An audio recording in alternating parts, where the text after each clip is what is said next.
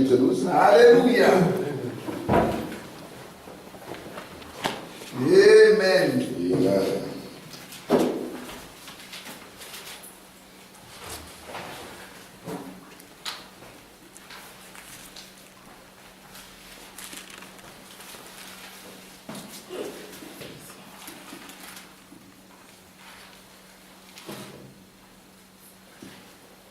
Je vais lire la parole, je commence au verset 1er. L'Éternel dit à Abraham, va-t'en de ton pays, de ta patrie, de la maison de ton père, dans le pays que je te montrerai. Je ferai de toi une grande nation et je te bénirai. Je rendrai ton nom grand. Alléluia. Tu seras une source de bénédiction. Je bénirai ceux qui te béniront. Amen. Je maudirai ceux qui te maudiront. Amen. Et toutes les familles de la terre seront bénies en toi. Yes. Abraham partit comme l'Éternel lui avait dit, et l'autre partit avec lui. Abraham était âgé de 75 ans lorsqu'il sortit de Charan. Amen. Amen. Prions le Seigneur. Éternel Dieu notre Père, nous abandonnons à toi en ce moment solennel, Seigneur. Te remercions de nous avoir rassemblés ici, Père. Nous sommes venus, Père, pour recevoir de toi, ô Dieu, les instructions. Nous sommes venus, Père, pour recevoir de toi les vitamines nécessaires, Seigneur, pour avoir la force de continuer notre pèlerinage ici-bas, Seigneur.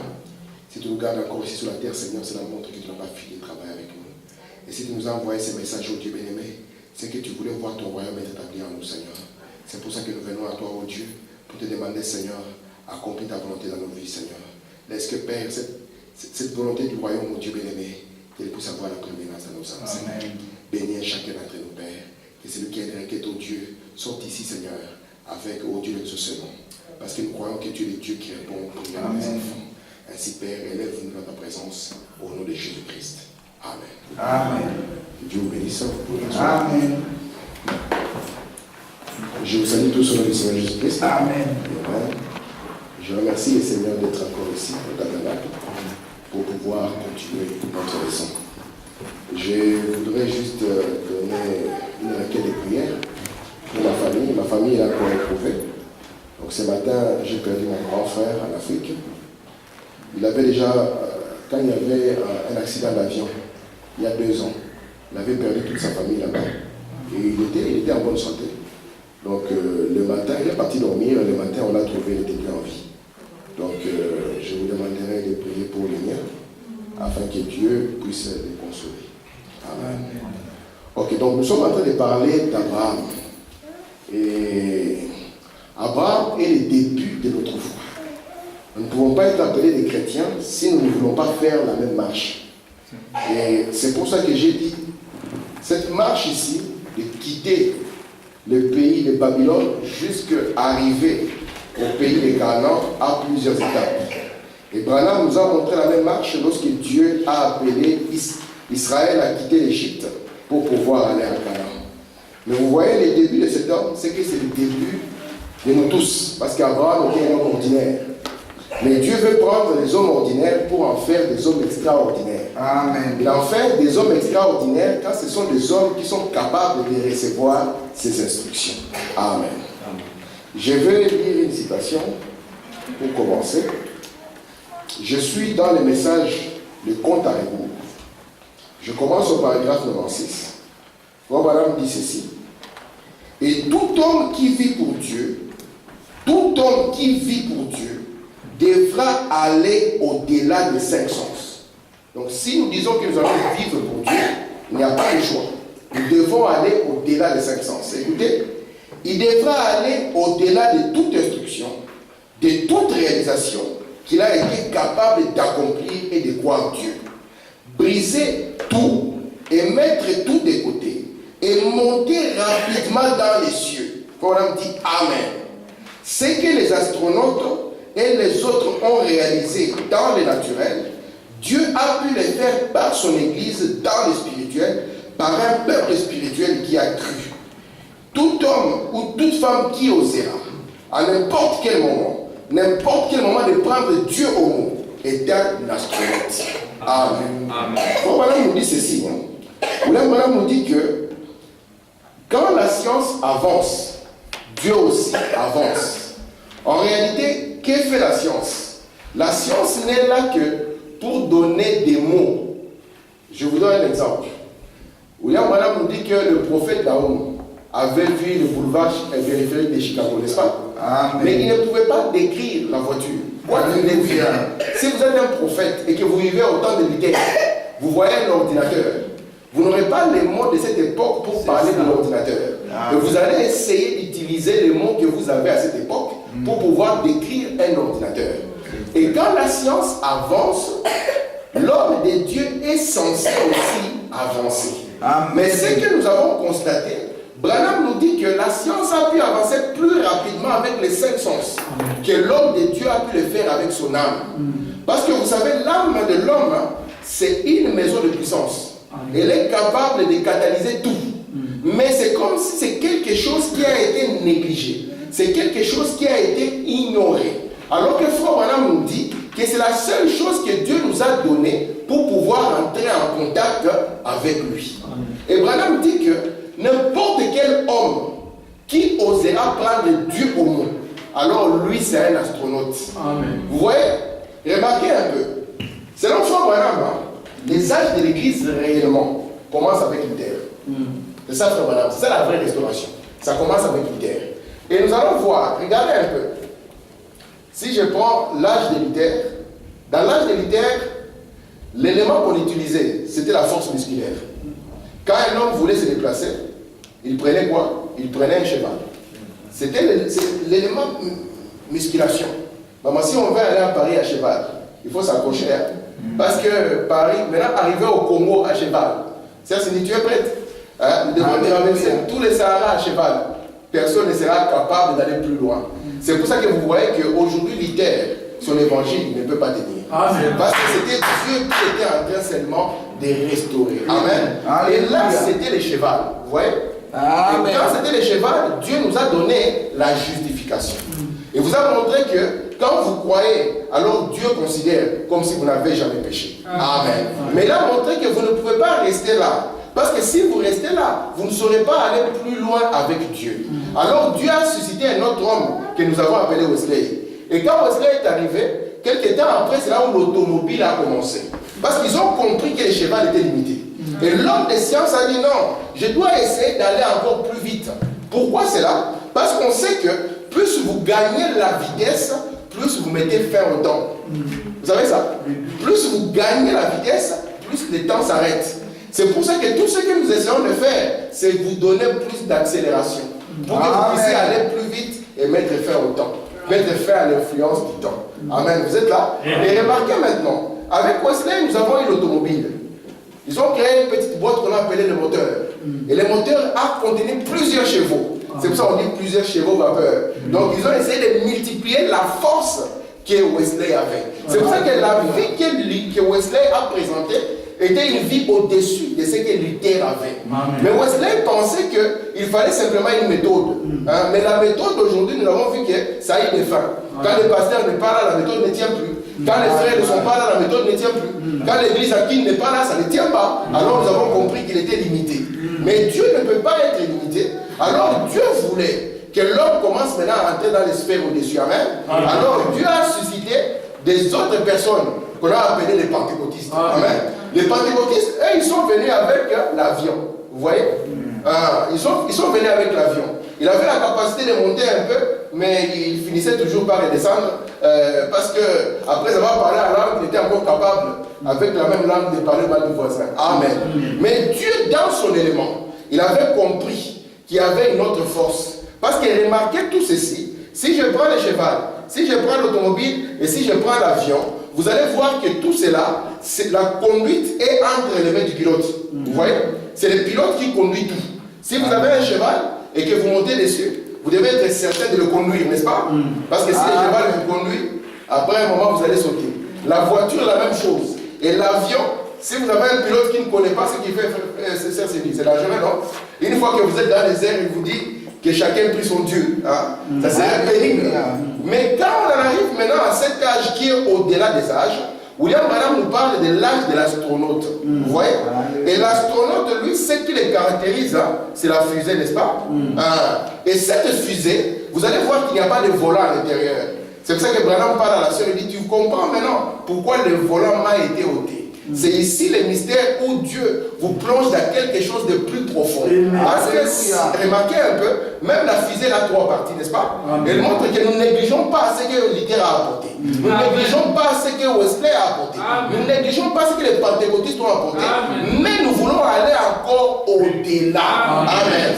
Parce que c'est une capacité qui vous prend de la terre et qui vous amène à la lune, n'est-ce pas? C'est la première étape. Il vous amène du monde jusqu'à vous amener dans l'église. Amen. Mais nous comprenons que vous ne devez pas rester dans l'église. Parce que votre finalité, vous devez briller dans le soleil. Amen. N'est-ce pas? Et remarquez maintenant, dans tout ceci, Branham dit que ici, dans la fusée, la personne qui l'a conduit, on l'appelle un astronaute. Vous voyez?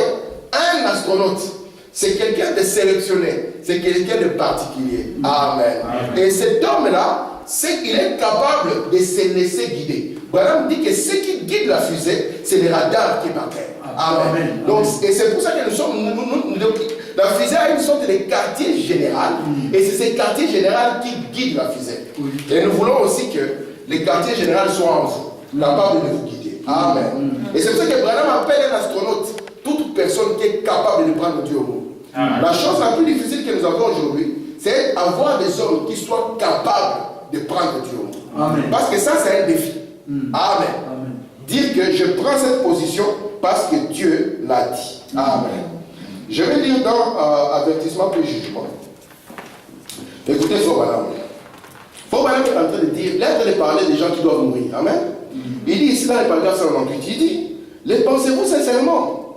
Les petits enfants, les pensent-ils? Donc il dit que nous pouvons mourir à n'importe quel moment. Écoutez, il dit, et les personnes d'âge mûr, et les vieillards, et les adolescents, nous devons partir. Qui sait si ce n'est pas avant demain matin? Écoutez, nous n'en savons rien. Vous dites, cela me tourmente.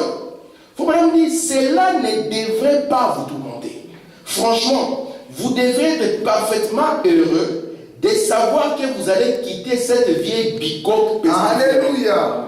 Amen. Écoutez le paragraphe 59. Il y a un autre monde. Il n'est pas nécessaire d'aller plus loin pour le trouver. Maman, il y a un autre monde. Ce monde-là, il n'est pas nécessaire d'aller plus loin pour le trouver. Écoutez, Branham, il est avec vous. Branham dit, il est autour de vous. Dieu ne vous donne que 5 sens pour entrer en contact avec notre monde ici. Mais il y a un autre monde dans lequel vous ne pouvez entrer en contact parce que vous n'avez pas les sens nécessaires pour cela. Je continue. Il dit, dimanche soir par exemple, j'ai dit, vous m'avez peut-être pas compris, que nous avons 5 sens. La vue, le goût, le toucher, l'odorat. Mais supposons qu'il vous manque les sens de la vue. Vous n'avez que le goût et le toucher. Quelqu'un a reçu le sens de la vie et vous dites, il y a un autre monde, c'est le soleil. Vous vous cognez aux objets, cela vous donne des sensations, mais moi, je peux vous les décrire. Vous penserez que je suis fou parce que vous n'avez pas le sens de la vue et que personne ne l'aurait jamais eu. Mais vous avez entendu parler des gens qui disaient ces choses, mais vous restez sceptiques. Mais moi, je sais, par ce sens que c'est réel. Écoutez, quand vous mourrez, vous échangez ces 5 sens, voilà, on dit gloire à Dieu, contre l'autre. Et vous êtes vivant avec un sens supérieur, 1000 fois supérieur aux autres, dans une autre vie, une vie où il n'y a plus mort ni souci. C'est ce que vous ne comprenez pas maintenant, vous le voyez clairement quand vous passez de l'autre côté. Amen. Lorsque nous parlons de la divinité dans l'homme, je vous ai dit ici que la théophanie qui était à Adam, William Branham dit l'âme qui était à Adam, elle était immortelle. Amen. Et cette âme n'avait pas les 5 sens.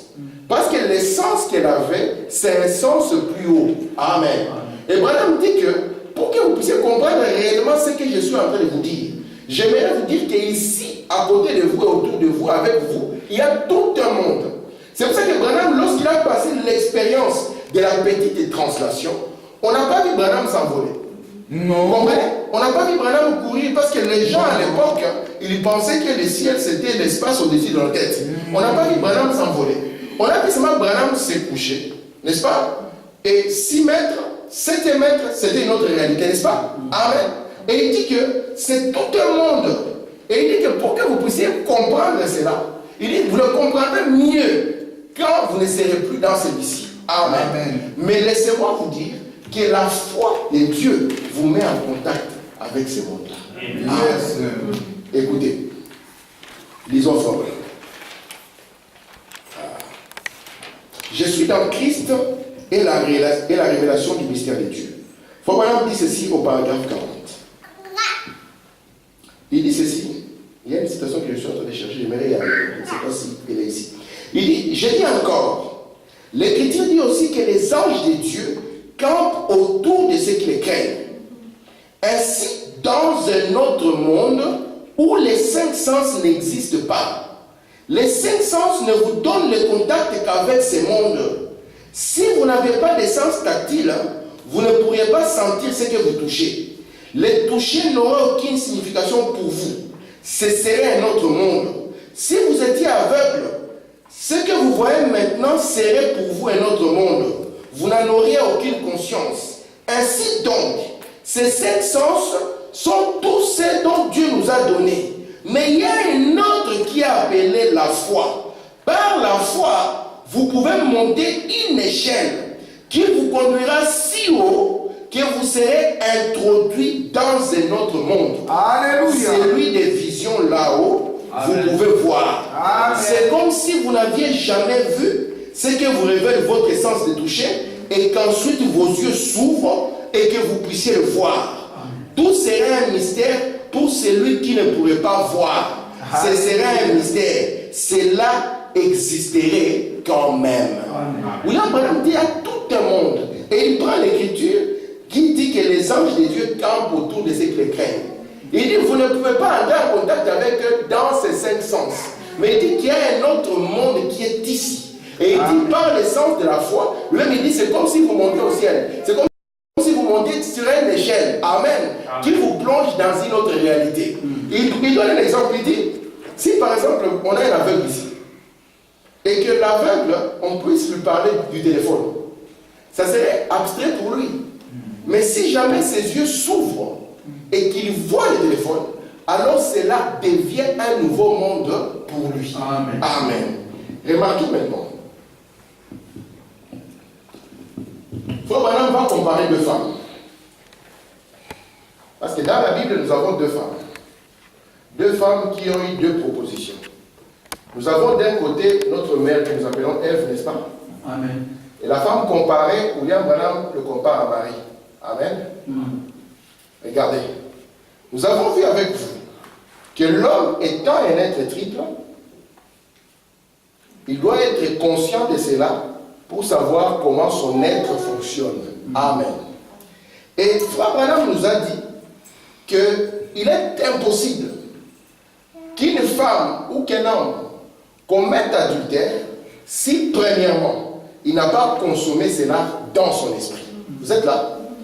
Il nous a montré que Ève, notre maman, une fois que le diable l'a arrêté, il lui a dit arrête-toi un peu pour que nous puissions raisonner ensemble, n'est-ce pas?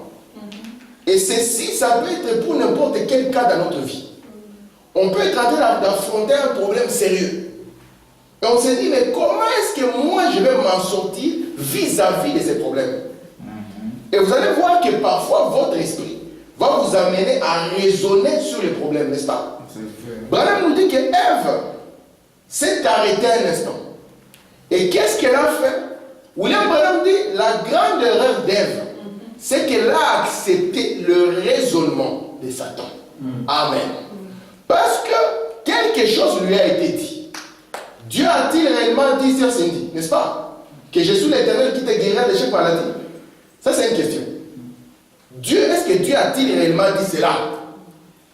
Mais pourquoi tel frère, lui, n'a pas été guéri? N'est-ce pas? Pourquoi telle soeur, lui, ça n'a pas marché? Mais est-ce que Dieu a-t-il réellement dit que je suis l'Éternel qui te guérirait de toute maladie? Branham dit que à Marie aussi, une proposition avait été faite. Amen. Quand l'ange Gabriel est venu à Marie, n'est-ce pas? Il lui a dit, Marie, je te salue. tu seras enceinte. William Branham dit que l'expérience que Gabriel a proposée à Marie n'était jamais arrivée. Amen. Il dit que pour Élisabeth, ça ne pouvait pas étonner Marie. Parce que c'est un cas qui était déjà arrivé. Sarah était une vieille femme. Et Dieu est venu à restaurer Sarah. Sarah a donné naissance. Amen. Mais Marie, on lui a amené une proposition. On lui dit cette fois-ci, ce qui va t'arriver, ça n'est jamais arrivé à quelqu'un. Alléluia. Maintenant, c'est soit toi tu crois, soit toi tu refuses. Amen. Une fois dans une ligne de prière, Branham priait, papa, une femme qui ne marchait pas, elle vient dans la ligne de prière comme ça. Frère Branham lui dit, ainsi dit le Seigneur, tu es guéri. Ça m'a frappé. La femme m'a dit, frère Branham, ça fait 2 ans que je ne marche pas. Frère Branham lui a dit, sœur, continue ta route. Peut-être que tu ne marcheras plus jamais probablement. Et après cette femme, il y avait une autre. Elle aussi ne marchait pas. Branham lui a dit la même chose. Ainsi dit le Seigneur, tu es guéri. Cette femme, elle est partie de la marche.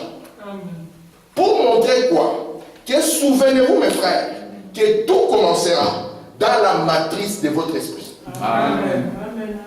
C'est pour ça que Branham nous a prêché le message. Le filtre d'un homme qui réfléchit. Alléluia. Et nous avons insisté la dernière fois. Nous avons dit que vous ne pourrez jamais empêcher les diables de souffler des pensées dans votre esprit. Mais vous, les devoirs que vous avez, vous devez savoir que votre esprit est une matrice qui est capable de recevoir une pensée. Et si elle reçoit cette pensée et qu'elle commence à couver la pensée, vous voyez ça? Prenons encore notre exemple. Nous sommes ici. Nous avons notre essence d'imagination, n'est-ce pas? Nous avons l'essence de la raison. Nous avons la conscience. Nous avons la conscience. Nous avons les sentiments. Et puis ici, nous avons l'imagination, n'est-ce pas? Non, la mémoire plutôt, merci. La mémoire. La mémoire. C'est comme cela que notre esprit est constitué. Vous voyez? Alors, remarquez un peu. La Bible nous a dit ceci, que si quelqu'un, maman, est quelqu'un dans son cœur, c'est comme si pour Dieu, il a déjà tué. Première chose, n'est-ce pas? Deuxième des choses, si quelqu'un convoite une femme ou dans son cœur, on va comprendre comment commence le mystère du cœur. D'accord? C'est comme pour Dieu. Pour Dieu, même s'il peut être, même devant les frères, on dirait que les frères sont innocents. Hein, papa? Devant les frères, si le prophète n'est pas là, on dira que le frère est innocent. Parce que le prophète seul connaît le cœur. Amen. Alléluia. Un jour, frère Branham était en train de prêcher. Il y avait quelqu'un de malade, mourant. Et c'était son petit frère Doc qui était à côté. Alors, l'homme était en train de mourir. Branham continuait à prêcher tranquillement. Donc, là où il était, il commençait à dire dans son cœur, est-ce qu'il ne voit pas que cette personne va mourir? Et dans son cœur, ça commençait à devenir une grande voix, n'est-ce pas? Et puis après, à un moment, Branham s'est tourné vers Doc et a dit, Doc, son temps n'est pas encore arrivé. Et puis il a continué à prêcher. Seul le prophète connaît le cœur. Amen. Mais nous allons comprendre quoi. Parce que le prophète a le mystère du ciel. Le ciel, là, regardez un peu, vous voyez, c'est au ciel qu'il y avait un silence. Et sur la terre, c'était le tonnerre. Amen. Vous voyez, nous n'avons pas le mystère du cœur. Nous allons voir sur la terre les résultats de ce que le ciel cachait. Amen. Vous voyez? Alors, regardez un peu. Lorsqu'on dit qu'un frère a haï quelqu'un dans son cœur, qu'est-ce que cela signifie? Ça signifie que le frère t'a peut-être calomnié. Le frère a dit, j'ai vu le frère Neville en train de boire de la bière. Un certain, tu entends? Le frère Neville buvait de la bière. Et le frère Neville capte l'information. Qu'est-ce que ce frère me veut? Qu'est-ce que moi je lui ai fait? Et l'âge de Smyrne commence dans le cœur, n'est-ce pas? L'amertume qui monte. Il sera accompagné d'abord, faites attention. Amen. Et puis après, le frère, ce qui va se passer, c'est quoi? Remarquez un peu. Il va essayer de réfléchir. Ce frère, qu'est-ce qu'il me veut? Qu'est-ce que moi je lui ai fait? Parce que ton raisonnement, c'est un balance. Tu vas trouver que dans cette histoire, tu es innocent, n'est-ce pas? Tu seras conscient des attitudes mauvaises du frère, de ses intentions. D'accord? Et ton imagination peut augmenter ce qu'il n'a même pas dit, n'est-ce pas? Ta mémoire peut rapporter ce que les frères t'avaient fait. Maman, tu te souviens ce jour-là? Comment aussi il ne m'avait pas bien salué? Ce jour-là, il m'avait regardé, vous comprenez? Et ce qui sera plus grave, c'est là où commencent les cœurs, c'est quand tu vas éprouver certains genres de sentiments. Vous voyez? Parce que ceci est un sens terrible. Branham nous montre que c'est celui-ci qui contient même la réponse aux prières. Amen. Amen. On pose la question à Frère Branham. Frère Branham, quand tu pries pour quelqu'un, comment est-ce que toi tu obtiens les résultats? Branham dit, c'est parce que j'éprouve du sentiment envers lui. Je me mets à sa place. Je dis, mais Seigneur, si, vous savez que c'est ceci qui nous a quittés. C'est pour ça que nous pouvons voir une femme en pantalon, nous la critiquons alors que nous ne lui avons jamais présenté l'évangile. Vous comprenez? C'est ceci qui nous a quittés, où nous pouvons envoyer les gens à l'enfer comme nous voulons. C'est ceci qui nous a quittés, nous ne prouvons plus les sentiments pour les gens. Et c'est pour ça que nous témoignons plus, nous ne parlons plus à personne. Vous comprenez? Parce que l'essence des sentiments nous a quittés. Amen. Mais lorsque nous éprouvons des sentiments envers les gens, que vous trouvez quelqu'un qui a des problèmes, vous éprouvez que cela vous touche. Vous comprenez? Branham dit, j'ai regardé cet homme qui est venu sur la ligne de prière. Il dit, je me suis mis à côté de lui, mon soulier à côté de ses pieds. Parce que je l'ai trouvé qu'il était sans chaussures. Et c'était un homme, quand il priait, un jour, Frère Branham, il prie pour un enfant. Et Dieu l'arrête net, n'est-ce pas? Il lui rappelle et dit, Branham, prie mieux. Prie comme si c'était Billy Paul. Vous voyez, le monde dans lequel nous sommes en train de partir, une chose ne touche quelqu'un que quand ça le touche lui personnellement. Et pourtant, l'essence des sentiments, c'est le début du cœur.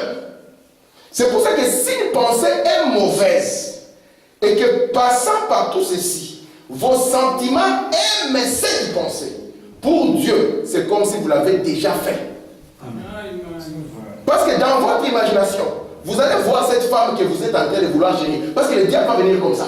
Mais quand vous allez dégager ces sentiments comme quoi vous acceptez, vous aimez cette pensée. C'est pour ça que Dieu disait à Israël, écoute toi Israël, tu aimeras l'Éternel ton Dieu de tout ton cœur. Vous comprenez? Ça devait commencer par l'essence des sentiments. Qu'on devait avoir les sentiments pour Dieu. Et avoir les sentiments pour Dieu, c'est avoir les sentiments pour son peuple. Amen. Parce que nous ne pouvons pas aimer Dieu que nous ne voyons pas. Et aujourd'hui, le seul moyen de voir Dieu, c'est de le voir au travers de son peuple. Amen. Vous comprenez ça?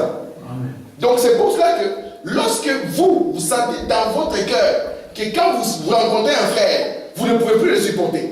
Frère Madame dit c'est le temps de retourner vite à l'hôtel. Amen. Amen. Parce que vous êtes devenu un meurtrier sans le savoir. Amen. Devant la justice belge, on ne vous mettra jamais en prison. Mais vous êtes une âme en prison.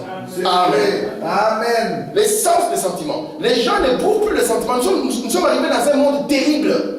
C'est un monde terrible. Et c'est pour ça que Branham nous dit, mes frères, nous devons avoir notre Gethsemane et venir là-bas. Purger nos cœurs. Purger nos cœurs. Parce que l'homme, quand il n'a pas Dieu, il est mauvais. Il est très mauvais. L'essence des sentiments ne va basculer que pour ce qui est mauvais. Branham dit qu'il arracherait les bébés de la main d'une mère pour la violer. Vous comprenez ça? C'est ça ce qui est en train de se passer dans ce sens des sentiments. L'homme peut descendre plus bas qu'un animal ne le fera. Regardez les massacres qu'il y a eu au travers de l'histoire. Comment est-ce qu'un homme peut prendre une machette et tuer quelqu'un d'autre avec une machette? Même si je te donne une chèvre, hein, je te donne une machette, je te donne un frère, tu ne sauras pas faire ça. Parce qu'ôter une vie n'est pas quelque chose de facile. Mais le cœur de l'homme est parti, il s'est enfoncé et s'est enfoncé. Amen. Amen. Et c'est pour ça que vous allez remarquer, même quand un chrétien est en train de prier, quand un chrétien est en train de prier, quand il parle, vous allez voir que son imagination va l'amener ailleurs, n'est-ce pas? Son raisonnement ailleurs, il est en train de parler comme ça dans les vides, mais derrière cette prière, il n'y a rien.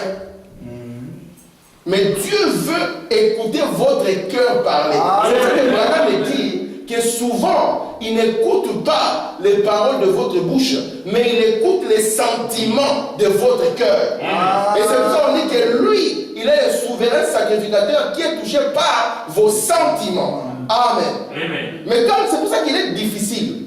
Vous savez qu'une fois, papa, si tu avais une fille, et que mon garçon voulait l'épouser. Et qu'elle n'était pas les garçons des rêves de la fille. Il est simple de la voir. Maman, c'est par ici. Même s'il est pauvre, qu'il marche avec des babouches, une fois qu'il a remporté les sentiments de cette fille, c'est une télécommande au loin. Donc toi, il est chez lui là-bas avec une télécommande. Toi, tu es l'enfant à la maison, il est téléguidé. Pourquoi? Parce que le sens des sentiments a été pris. Et c'est pour ça que nous voulons que les gens qui suivent ces messages, que les sentiments de leur cœur soient vraiment sur ces messages. Alléluia. Au point que, je dis bien au point que, quand il faut choisir entre les messages et autre chose, vous choisissez entre les messages et autre chose. Amen. Amen. Et même dans votre famille, on saura que cet homme, quand il s'agit du message, on ne peut pas discuter, on ne peut pas tergiverser. Pourquoi? Parce qu'il a été dit que l'Éternel, votre Dieu, vous le placerez première place. Amen. Amen. C'est ça sa place. La première place. Amen. Laissez-moi lire encore, voilà. Ok. Frère nous dit ceci dans qui est ce Melchisédek? Au paragraphe 58. Il dit, ce premier homme était la parole, une théophanie. C'est quelque chose que vous ne pourriez pas voir. Cela pourrait être ici même en ce moment. Vous ne pourriez pourtant pas le voir. Eh bien, à la télévision, ça c'est une autre dimension. Des gens en ce moment se déplacent dans cette salle en chantant. Il y a aussi des couleurs, mais l'œil est sensible aux 5 sons seulement. Ou plutôt, votre être est sensible aux 5 sons seulement. Vous n'êtes sensible qu'à ce que vous pouvez voir dans les limites de la vue. Mais il y a une autre dimension qui peut être perçue après transformation au moyen de la télévision. La télévision ne fabrique pas l'image. La télévision ne fait que la conduire dans un circuit, l'écran la capte, il y a l'image pour commencer. La télévision était là lorsque Adam était là. La télévision était là lorsque Élie était sur le mont Carmel. Alléluia. La télévision était là lorsque Jésus de Nazareth marcha sur les côtes de la Galilée. Amen. Mais c'est seulement maintenant que vous la découvrez. Il n'aurait pas cru à cela à ce moment-là. Vous auriez été traité de fou si vous auriez dit que quelque chose comme cela était là. Amen. Amen. Amen. Si moi je dis aujourd'hui que la télévision existe, au temps de l'idée, on va me traiter de fou. Alors que la télévision n'a rien fait. Il nous a seulement montré la 4e dimension. William Branham dit que cette dimension existait depuis que Jésus était là. Depuis qu'Adam était là. La télévision était là. Amen. Donc ne soyons pas inconscients. Pensant que il n'y a que le physique qui est un monde. Il y a tout un monde qui est autour de nous. Et nous avons une échelle qui peut nous introduire dans ce monde. William Branham dit que c'est le monde des réalités, le monde des visions. Et il dit que l'échelle qui nous introduit dans ce monde s'appelle la foi. Amen. C'est par cette échelle-là que nous allons monter. Amen. Remarquez un peu mes frères. Marie, elle était capable de recevoir la pensée de Dieu. Tandis que Ève, de ce côté-ci, toujours une femme, elle a reçu la pensée du diable. Vous voyez? Et les deux ont produit quelque chose. Elle, quand elle a reçu la pensée de Satan, ça n'a pas produit quelqu'un. Ça a produit un résultat. Elle aussi, quand elle a reçu la parole, est-ce que ça n'a pas produit un résultat? Ça a produit un résultat. Pour vous montrer que ce que vous allez concevoir dans la matrice de votre esprit va avoir un quelconque résultat. Amen. Ça sera soit un bon résultat ou un mauvais résultat. Mais sachez à la base que c'est vous qui l'aurez conçu dans la matrice de votre esprit. Amen. Je vais dire encore ça.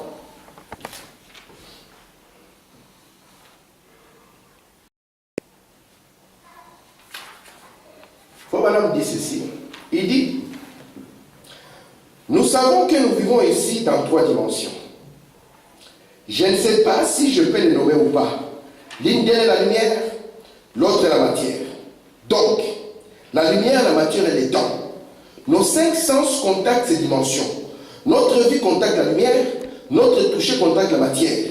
Maintenant, nous avons en sorte contacté par la science la 4e dimension.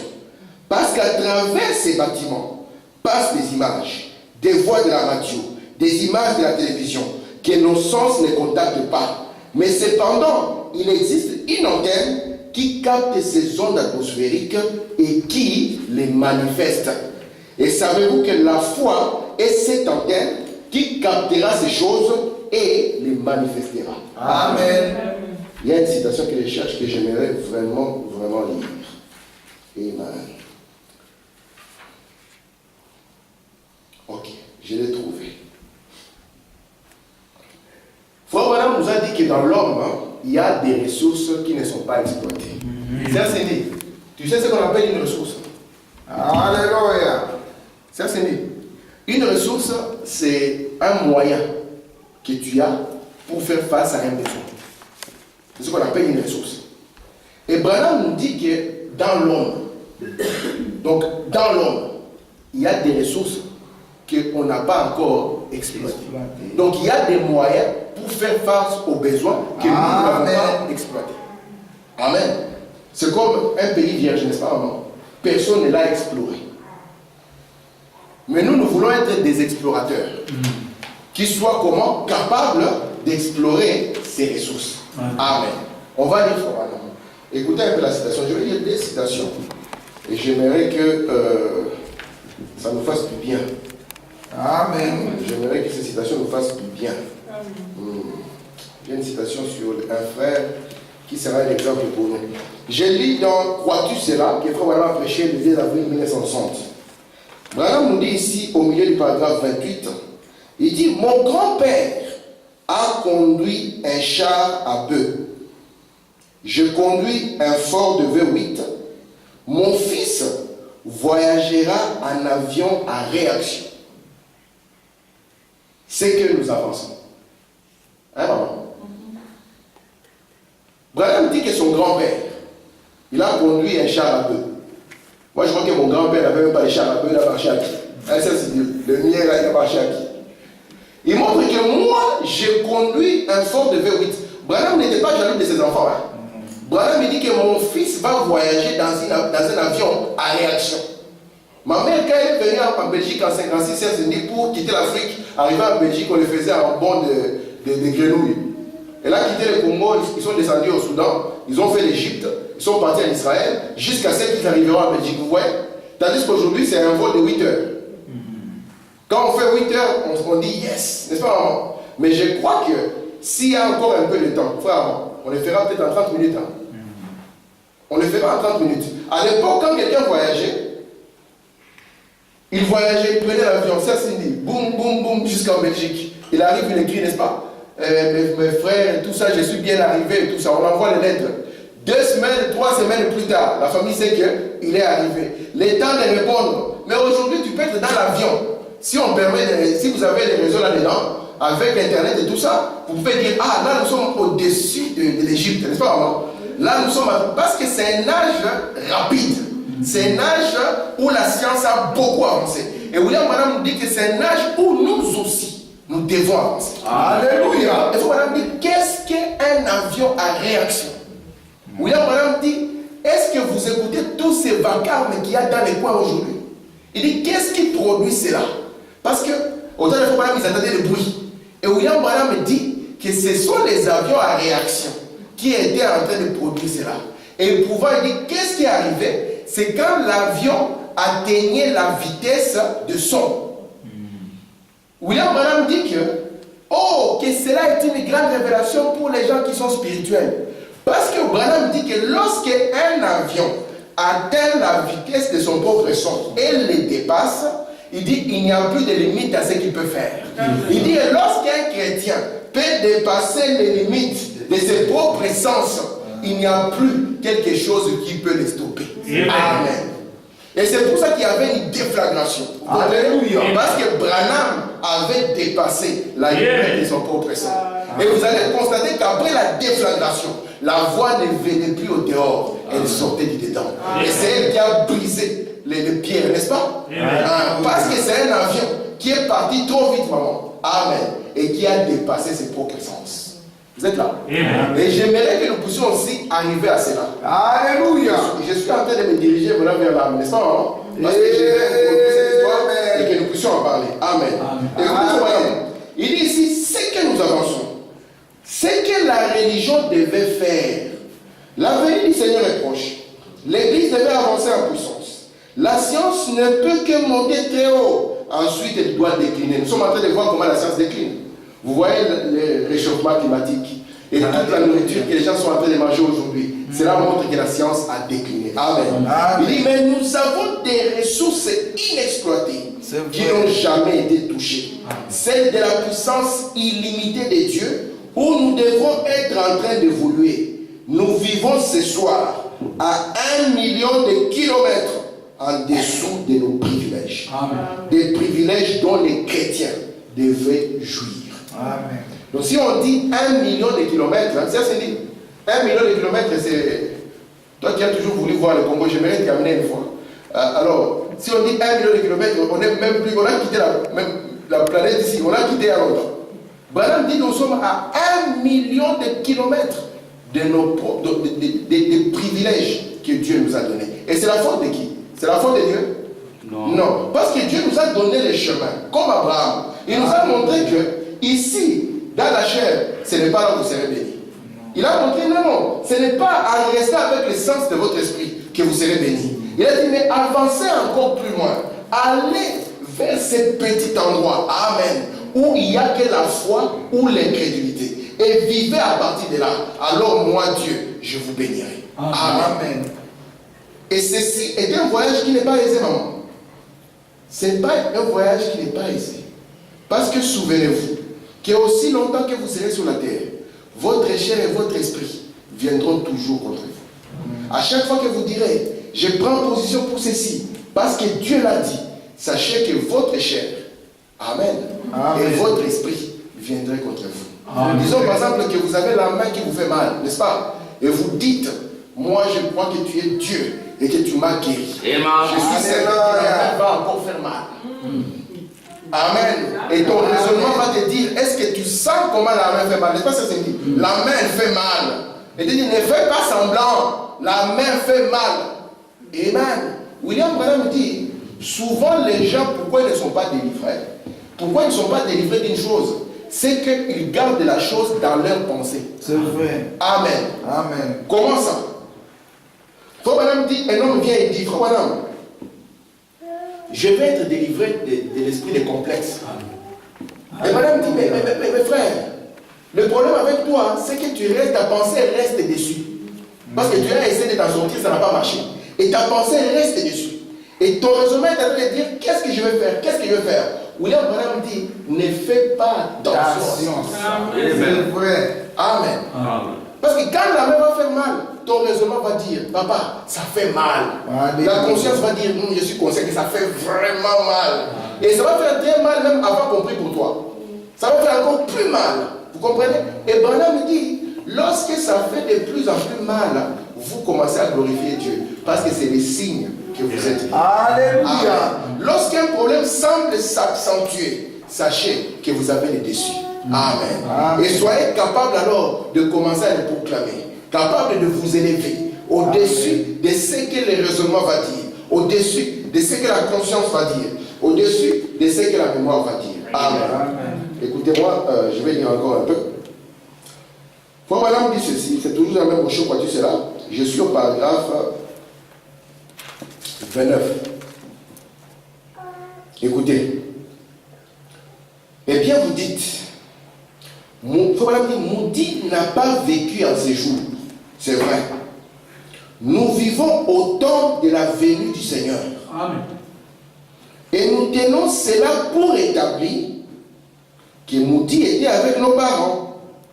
Mais l'autre jour, quand un adversaire a défié Billy Graham, nous avons découvert qu'il n'était pas parmi nos parents.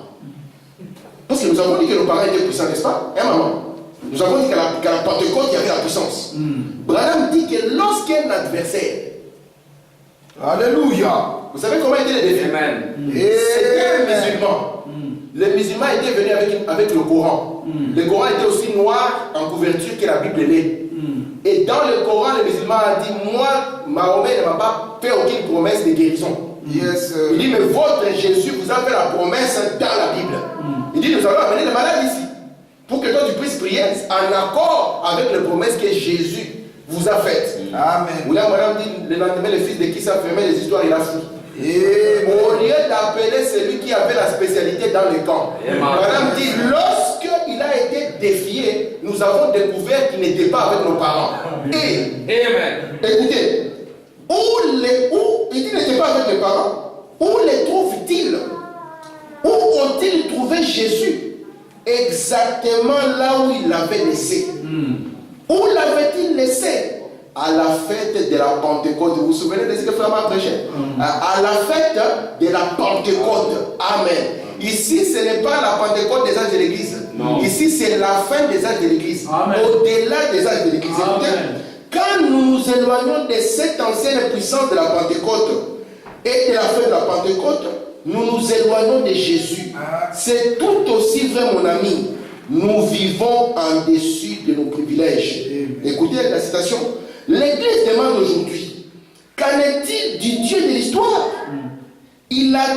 Dieu attend que son peuple l'appelle sur la scène. Il dit, mais nous ne pouvons pas le faire par les dénominations. Nous ne pouvons pas le faire par la psychologie. Nous ne pouvons pas le faire par l'arithmétique. Nous ne pouvons pas le faire par l'instruction. Amen. Amen. Il dit, nos dénominations n'y arriveront jamais. Quoique bonnes, elles n'y arriveront pas. Notre instruction est le plus grand obstacle que l'évangile ait jamais rencontré. Ce n'est pas l'instruction qu'il nous faut. Il nous faut la puissance et la démonstration du Saint-Esprit. Une fois de plus dans l'Église pour démontrer sa puissance. Écoutez le paragraphe 31. Ainsi donc, je termine. Si Cécette a donné le premier serment et à l'aide de ces serments, il a écrit un livre des actes, le deuxième serment produira un autre livre des actes. Le troisième serment produira un autre livre des actes, et chaque serment qui sortira de ces sept sera comme le premier serment. Amen. William Branham dit, où est-ce que nous avons laissé Jésus? Il dit, nous l'avons tous abandonné à la fête de la Pentecôte. Amen. Amen. Nous l'avons abandonné là-bas. Et si nous ne faisons pas attention, un jour un adversaire nous défiera. Et ces jours-là, nous verrons que nous n'avons pas été avec nos pères. Alors que Malachie 4 est venu pour nous amener à quoi? À la foi de nos pères. Amen. À la foi de nos pères. À la foi de nos pères. Alléluia. Pour mettre fin à un peuple sans foi. Amen. Pour mettre fin à un peuple qui dit qu'il est des sectes, mais qui ne produit pas le fruit des sectes. Amen. Amen. Je termine par cette citation. Je n'ai pas été désobéissant à la vision céleste. Paragraphe 7. Il y a juste quelques instants, je réfléchissais sur les temps.